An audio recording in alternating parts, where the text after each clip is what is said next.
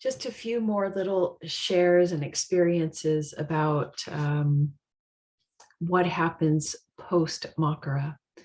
So one of the things that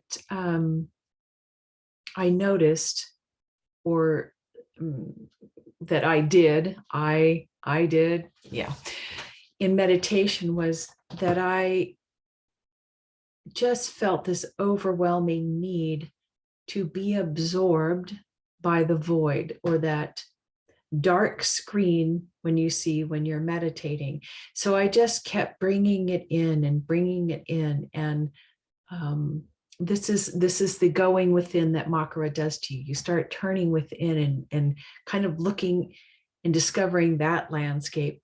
You're more concerned about internal sight than what you're no longer drawn outwardly by your eyes.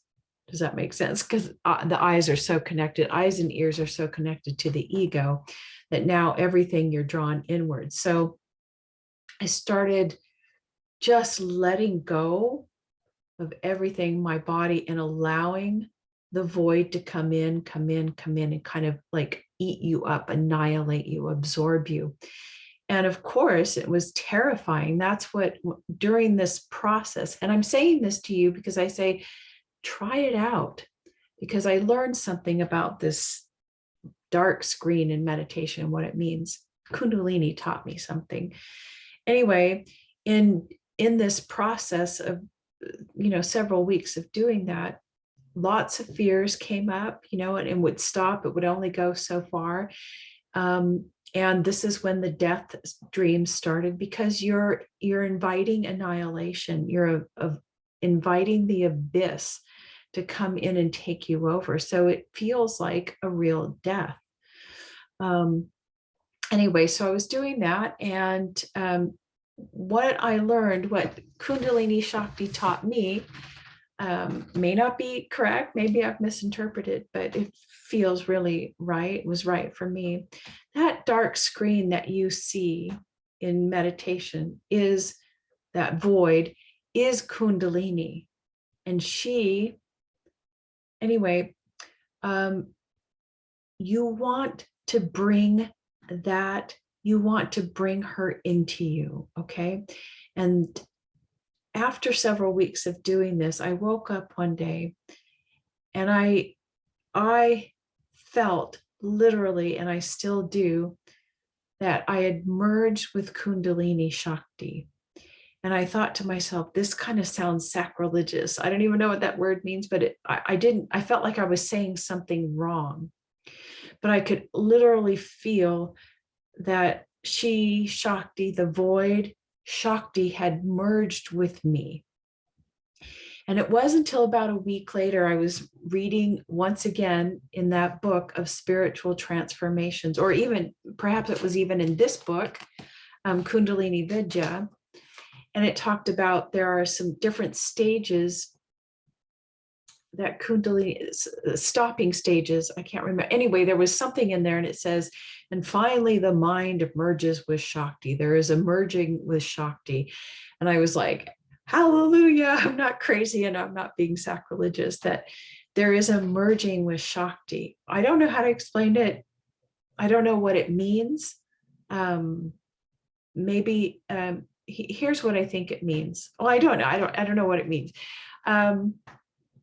But what I learned is that in meditation, you see that screen, and the distance between you, the perceiver, and that screen is the distance between you and Kundalini Shakti, you and God. And that space in between is all of your stuff, the ego, your beliefs, your fears. And so it would be an excellent practice for you to bring that screen, that void, into you as far as you can, and it will begin bringing up all of your stuff to work on. So that's what she taught me, that the different, that distance between you in meditation and that screen is the distance between you and God, you and self-realization.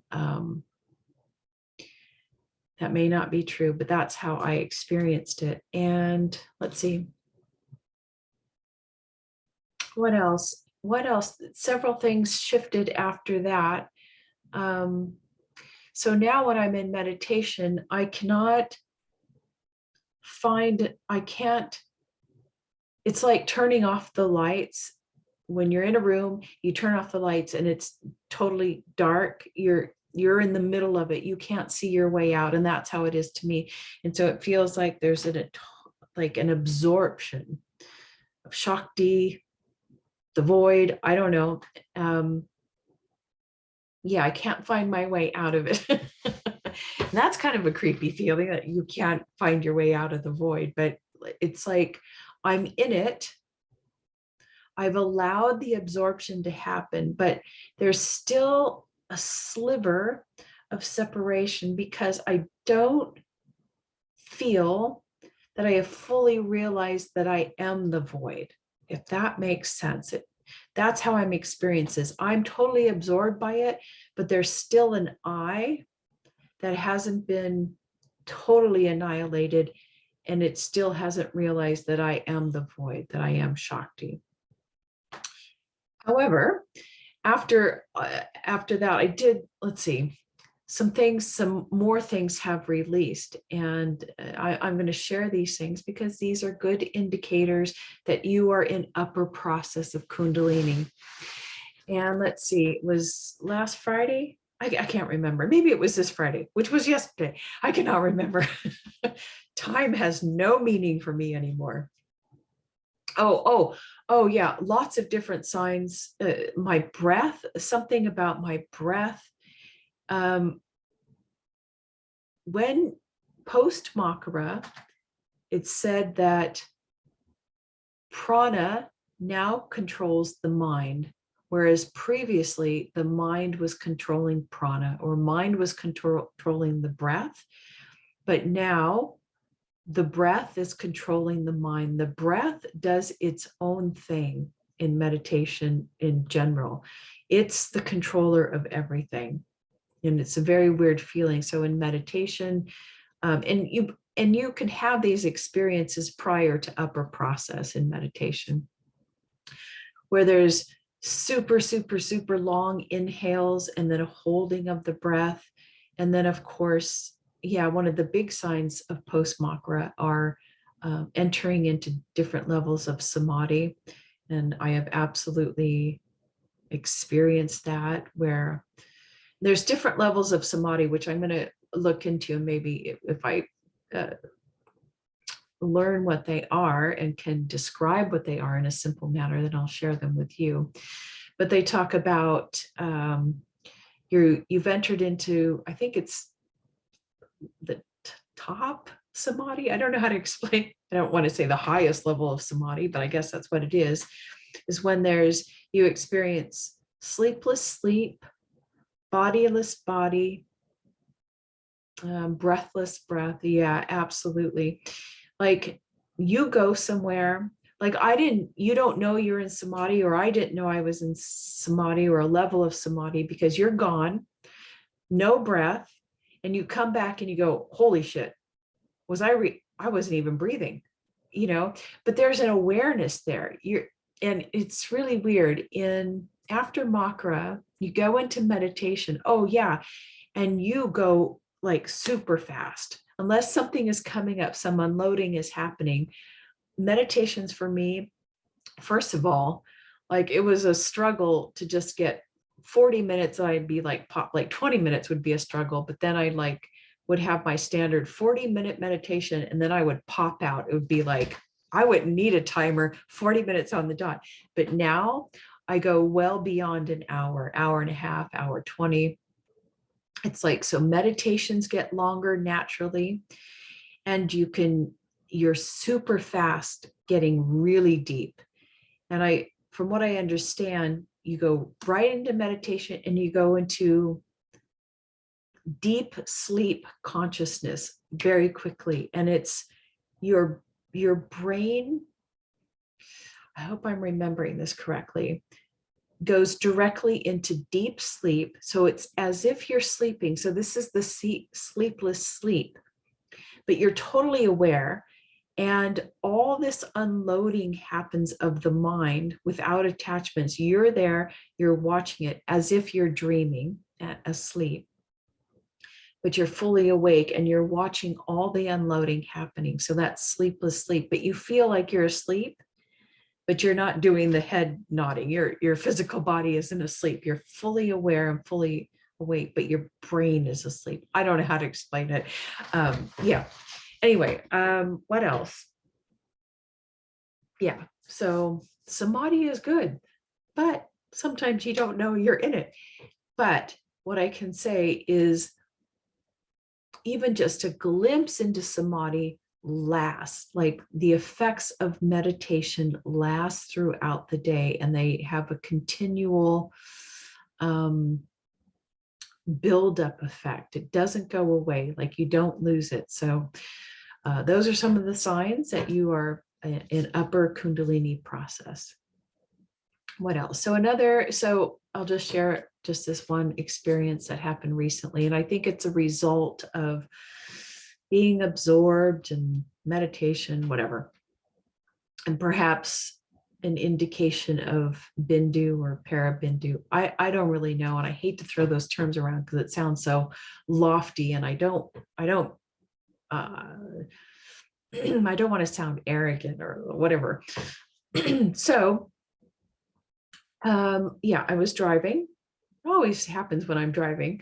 And just suddenly out of the blue came up out of me. I said, oh, wait, hold on. The night before, or a couple days before in meditation, I just suddenly, something came up, right?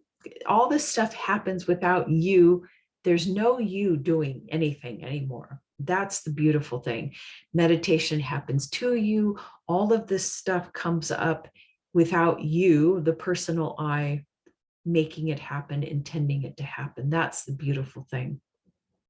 And in meditation, I think I was trying to get somewhere. Anyway, I said, oh, I'm just done. I'm letting go. Whatever happens in meditation happens. And that was a beautiful let go. And that has stuck. And I think there was some burning away.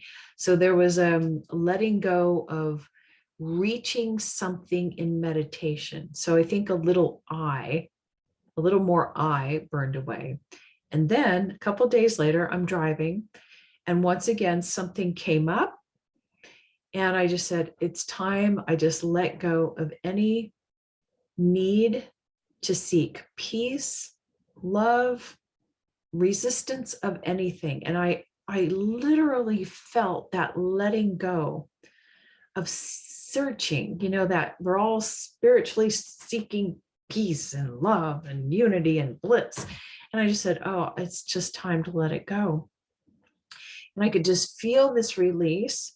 And of course, heat came up, and it was like I could feel it physically leaving my subtle body system. And then about 15, 20 minutes later, I'm still driving. And I can't remember what happened. What happened? Something in my head, and there's the lineage holder of Kundalini Vidya was Swamiji. And I have a picture of Swamiji. And when I look at him, and as all the gurus, the Ramana Maharshi, you look at them, and when I look at Swamiji, I can absolutely see no one is there. And I would look at him and go, you are absolutely crystal clear, an absolute crystal clear vehicle. And I have to say, I got a glimpse of what that feels like. So I'm driving, and all of a sudden my head went absolutely crystal clear, like a crystal bowl was on my head, and nothing was inside but sparkling clear crystal. And I thought, this is what Swamiji was like. And I kept getting chills. And every time I'd say, oh, this is happening, I kept it, and chills lasted for like I was driving for a long time. So well, about a half an hour of all these constant body chills, which were confirmations of the things that I was like, oh, is this what's happening? Is this what's happening? And what I could feel was it got crystal clear. And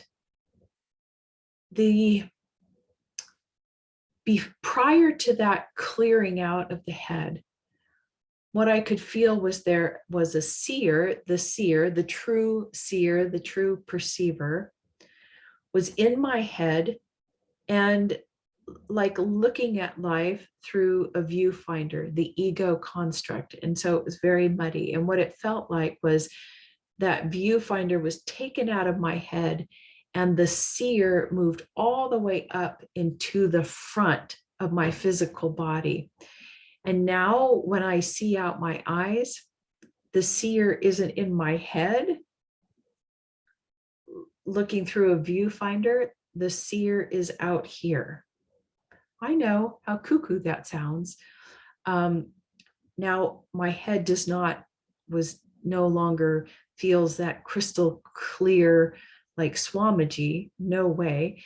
I can still, there's definitely some muddy waters in there, but the seer is no longer in my head. Honestly, I don't know what that means, but it's a shift that I don't know what it means, but it feels significant. So when I talk to my teacher next and she tells me what that means, if it means anything, I will let you know. But anyway, I guess I'm not seeing through my eyes anymore. The seer, the perceiver is out here. It's the strangest, maybe this is called seeing seerlessness. I don't know. Okay, I think that's enough personal share for now.